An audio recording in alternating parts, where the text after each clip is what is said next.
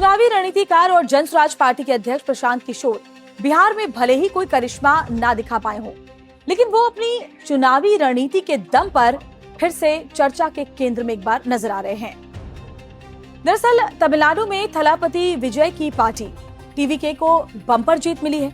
विजय की ये जीत हैरान करने वाली है, लेकिन बिहार में जनसुराज के चीफ और राजनीति के एक्सपर्ट माने जाने वाले प्रशांत किशोर ने विजय की जीत की भविष्यवाणी एक साल पहले ही कर दी थी।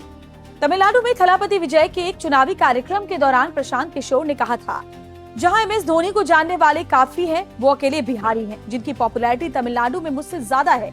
लेकिन याद रखिएगा, जब मैं आपको टीवी के जीतने में मदद करूंगा तो तमिलनाडु में धोनी से ज्यादा पॉपुलर हो जाऊंगा। जब 29 अप्रैल को एक पोस्टर ने कहा कि टीवी के तमिलनाडु में 98 से 120 सीटें जीत सकती हैं, तो कई लोगों ने इसका मजाक उड़ाया। उनका कहना था कि एक ऐसी पार्टी जो पहली बार चुनाव लड़ रही है और जिसका नेतृत्व एक ऐसा अभिनेता कर रहा है जिसे राजनीति का कोई अनुभव नहीं है, वो इतनी बड़ी उपलब्धि कैसे हासिल कर सकता है। प्रशांत किशोर ने विजय को लेकर भविष्यवाणी पहले ही कर दी थी। उन्होंने पहले ही कह दिया था, पीके ने चुनाव से काफी वक्त पहले ही टीवीके के नेताओं को ये बता दिया था कि पार्टी 15 से लेकर 20% वोट शेयर तमिलनाडु में हासिल कर सकती है। उनका दावा ये भी था कि तमिलनाडु का हर 5वां मतदाता पुराने 2 पक्षीय सिस्टम DMK AIADMK से थक चुका है। उनके मुताबिक जनता एक नए विकल्प की तलाश में है। प्रशांत किशोर ने इसी आधार पर पार्टी के लिए एक रोड मैप भी तैयार किया था।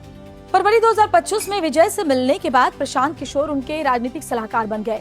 हालांकि बिहार में अपनी पार्टी जनसुराज के चुनावों की वजह से जुलाई 2025 में उन्होंने सलाहकार के काम से कुछ समय के लिए ब्रेक ले लिया था।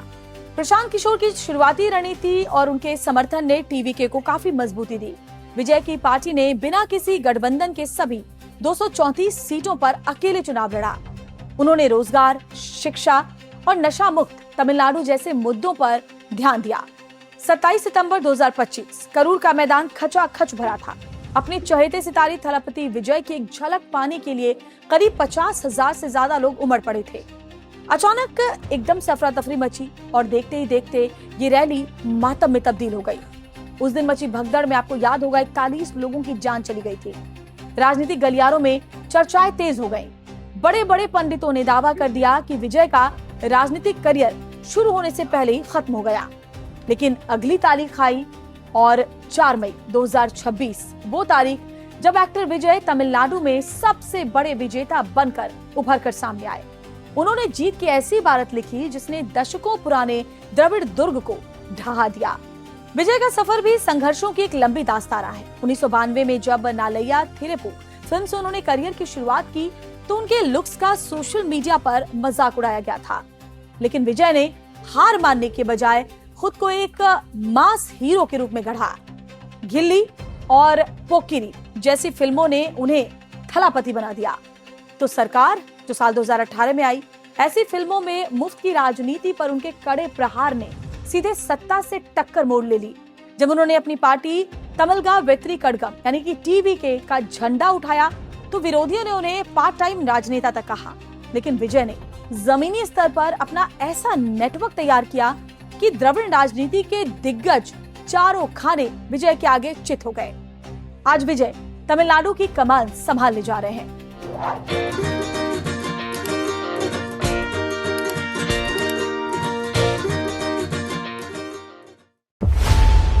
खबरों की रणभूमि में यहाँ शोर नहीं सोच लड़ती, जहां शब्द नहीं फैक्ट्स वार करते हैं और हर सवाल खोलता है सच की नई परत।